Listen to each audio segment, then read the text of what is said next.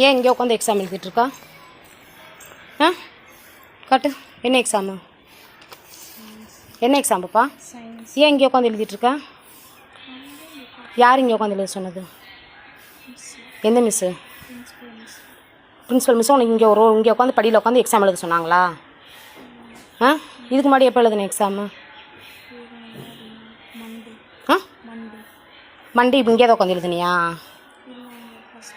எந்த டெஸ்கில்? முன்னாடி உட்காந்து பாஸ்போர்ட்டில் தான் உட்காந்து எழுதுனியா? ஆ சரி எழுது. ஏன் மிஸ் ஒன்றும் சொல்லலையா? உள்ள கிளாஸ்க்குள்ளே உட்காரணும் உன்னை சொல்லலையா? ஆ புரியல. கிளாஸ் மிஸ் இங்கே கூப்பிட்டாங்க அங்கே வர சொல்லி, அதுக்கப்புறம் பிரின்ஸிபல் மிஸ் இங்கேயே உட்காந்து எழுத சொல்லிட்டாங்க. பிரின்ஸிபல் மிஸ் உன்னை இங்கேயே உட்காந்து எழுத சொல்லிட்டாங்களா?